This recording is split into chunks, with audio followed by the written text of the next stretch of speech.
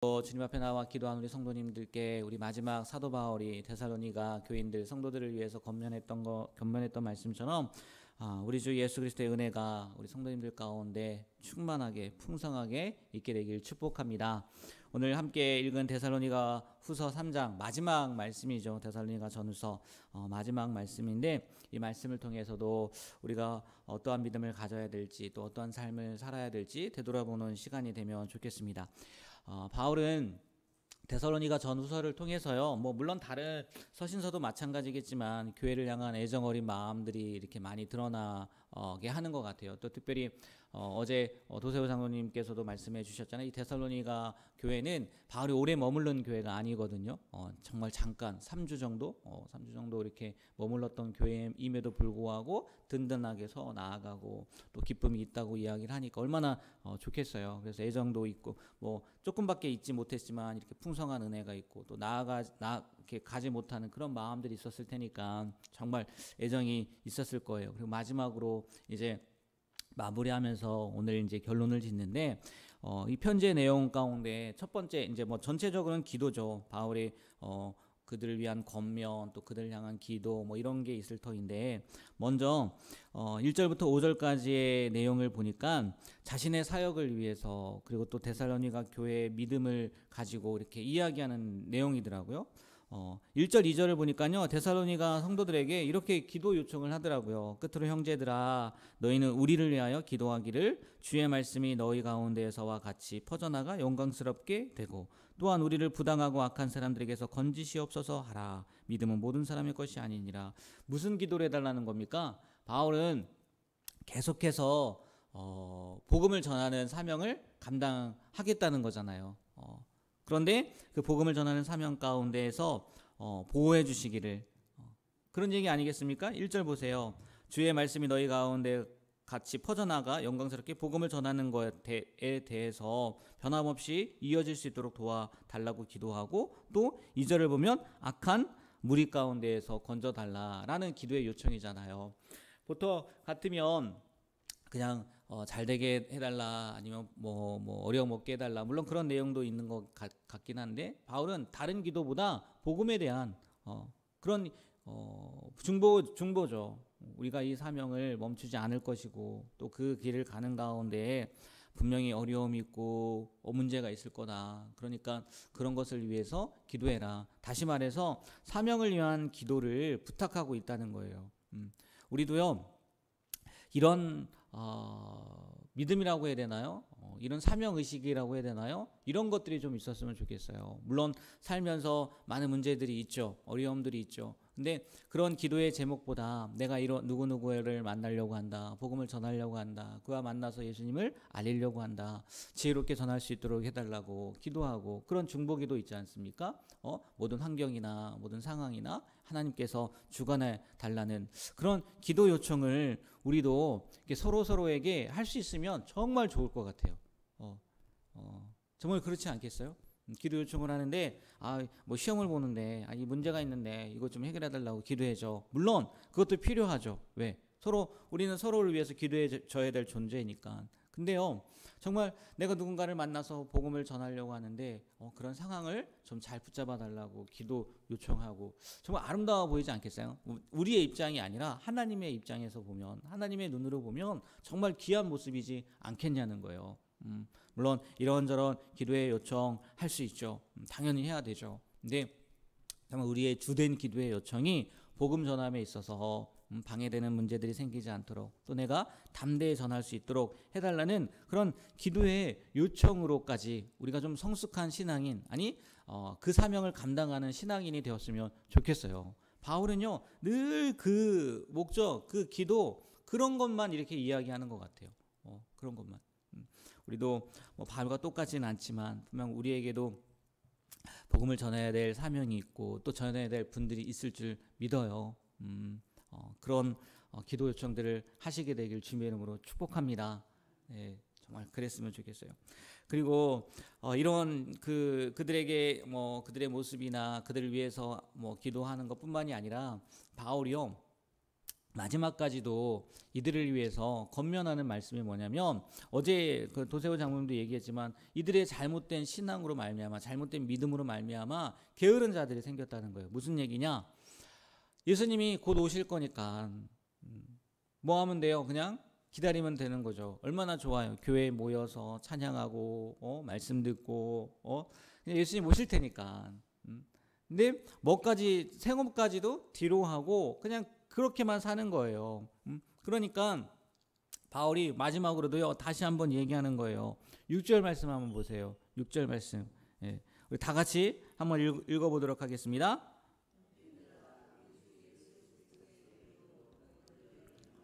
게으르게 행하고 우리에게서 받은 전통대로 행하지 아니하는 모든 형제에게서 떠나라. 예. 떠나라는 거예요. 근데 어떤 사람들에게 떠나라는 좀 이따 말씀드리겠지만, 여기서 게으르게 행하고 우리에게서 받은 전통대로 행하지 아니한다. 이 말씀은요, 일하지 않고 게으름을 피우면서 남에게 폐를 끼치는 사람들, 그 행위에 대해서 이야기를 한다는 거예요.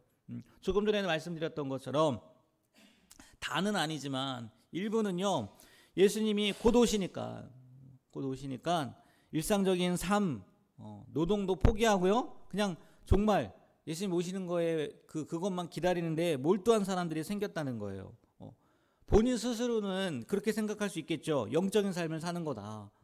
예수님 오실 때 정말 흰옷 입은 거룩한 신부로 준비되어야 되지 않냐. 어떻게 우리가 준비할 수 있겠냐. 기도하고 말씀 듣고 찬양하고 뭐 그런 거 아니겠느냐. 근데 뭘 안 해요? 다른 사람 일을 안 하니까, 공동체 생활을 하다 보면, 만약에 공동체 생활을 했다고 하면 다른 사람이 일한 것을 가지고 자신은 그냥 가만히 교회에 앉아서 갖다 주는 거 먹기만 하고, 그들에게는 부담이 되는 거 아니겠습니까? 바울은요, 이러한 게으름이요, 이 복음의 원칙과는 완전히 배치되는 거다, 잘못된 거다, 라는 것을 지금 이야기하고 있다는 거예요. 보세요. 8절에서요 이렇게 얘기해요. 자기 사도 바울 자신도 그렇게 했다는 거예요. 누구에게서든지 음식을 값없이 먹지 않고 오직 수고하여 애써 주야로 일함은 너희 아무에게도 폐를 끼치지 아니하려 함이니. 누구 얘기입니까? 사도 바울 얘기예요. 본인 얘기예요. 여러분, 사도 바울만큼 예수님 오실 날을 기다리며 기대하는 사람이 얼마나 더 있었겠어요. 이 사도 바울만큼 아마 기대한 사람들 별로 없었을걸요. 왜? 사도 바울은 천국까지 구경했단 말이에요. 얼마나 좋은지를 알았기 때문에요. 아마 이들보다 더 많이 기대하고요, 더 많이 기다렸을 거란 말이에요. 더 간절히 기다렸을 거란 말이에요. 근데요, 사도 바울이요, 본인도 얘기하는 거예요. 어느 교회를 가든지 어떤 곳을 가든지 그들에게, 물론 복음 전하는 자로서 그들이 베푸는 것을 받을 수 있었단 말이에요. 근데 받지 않고 뭐 했다고요? 값없이 먹지 않고 수고하고 주야로 애썼다는 거죠. 우리가 잘 알다시피 사도 바울 텐트 메이커, 천막을 만드는 사람, 그거 가지고 일해서 먹고 살았다는 거예요. 사도 바울도요, 사도로서 생활비를 지원받을 수 있는 권리가 있었지만 본이 되기 위해서, 또 그게 예수님이 원하는 모습이 아니기 때문에 스스로 일했단 말이에요. 스스로.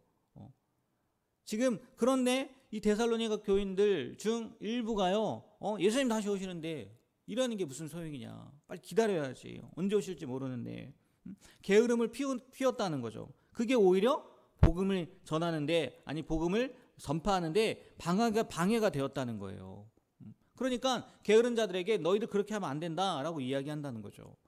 여러분, 우리가 생각해야 될 게 뭐냐면, 복음은요, 단순히 우리가 잘 알죠. 구원만을 선포하는 게 아니에요. 물론 구원이 있죠. 복음이라는 게 구원인 거잖아요. 우리에게 영생을 주신다는 약속이니까. 구원만을 근데 선포하는 것이 아니라 구원받은 자들이 어떻게 이 땅 가운데에서 살아가야 되는지도 이야기하고 있다는 거예요. 말씀에 비춘다면, 이 데살로니가 교인에게 권면한다면 성실하고 책임 있는 삶도 살아야 된다는 거죠. 그러지 않고 그냥 주님 오실 때니까 아무것도 하지 않고 게으르게 그냥 그렇게 생각될 수도 있겠죠. 빈둥빈둥 있으면서 그냥 기도한다고 하고 말씀 본다고 하고 찬양한다고 하고, 그게 오히려요, 세상 사람들에게 조롱을 받을 수 있고 그리스도인의 삶을 비웃게 만들 수 있다는 거죠. 우리가요, 하나만 생각하는 것이 아니라 그 이면에 있는 것, 그 다음 것도 생각할 수 있는 지혜를 가졌으면 좋겠어요.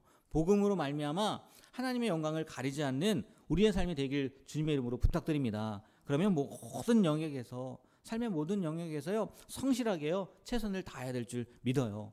오늘 하루도 나에게 주어진 일들에 대해서, 나에게 주어진 사명에 대해서 성실히 감당하게 되는 귀한 하루가 되길 주님의 이름으로 축복합니다.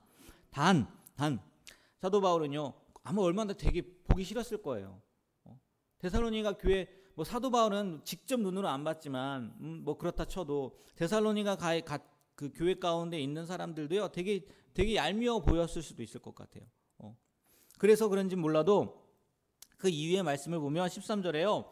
다른 사람들이죠. 게으른 사람들 말고 형제들아 너희는 선을 행하다가 낙심하지 말라라고 이야기하기도 하고요. 또 14절 말씀에 보면 그 무질서하게 행하는 자들에게는 그로 하여금 부끄럽게 해라라고도 이야기를 해요. 그러니까 어떻게 보면 그들과 상종하지 말고 그들과 떨어져서 지내라라는 말씀처럼 보이는데 그게 아니더라고요. 그게 왜 그렇게 이야기를 하냐면 15절 말씀 한번 보세요. 15절. 15절 말씀 우리 다 같이 한번 읽어볼까요? 그러나 원수와 같이 생각하지 말고 뭐 하라고요? 형제같이 권면하라고요. 되게 꼴보기 싫었나 봐요. 원수같이 생각하지 말래요. 그 정도로 미웠나 봐요. 얄미웠나 봐요. 근데 사도 바울이 그 나머지 선을 행하는 정말 복음의 목적대로 열심히 살아가고 있는 성도들에게 권면하는 거예요. 물론 그들에게 이게 잘못됐다고 하는 것을 알려줘야 되겠죠. 그래서 그로 하여금 부끄럽게 해야 된다, 알려줘야 된다라고 하지만 그게 그들과 완전히 갈라서라는 얘기가 아니라 형제같이 뭐 하라고요? 권면하라는 거예요. 게으른 행위 잘못된 거다.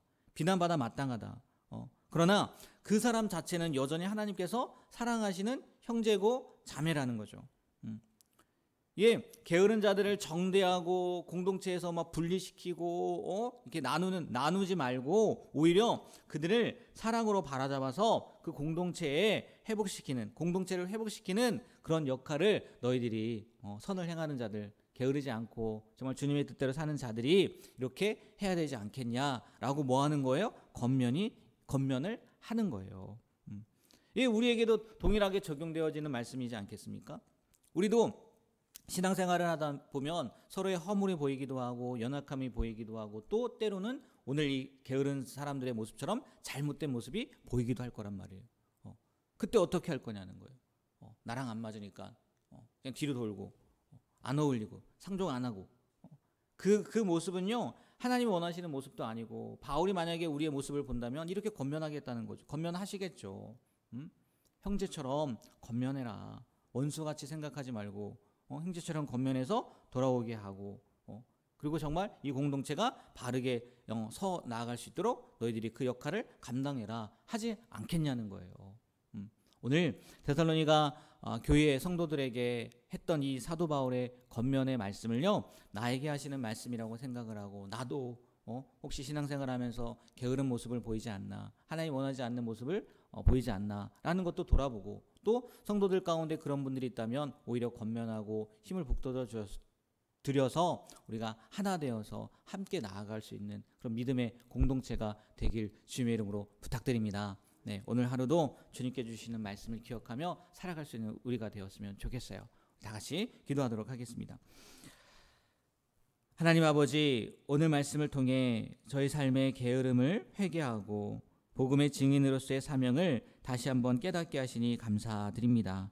저희가 세상의 조롱과 비난 속에서도 담대하게 주님을 전하게 하시고 또 공동체 안에 연약한 지체들을 사랑으로 권면할 수 있는 우리가 되게 하여 주시옵소서. 이 예수님의 이름으로 기도합니다. 아멘.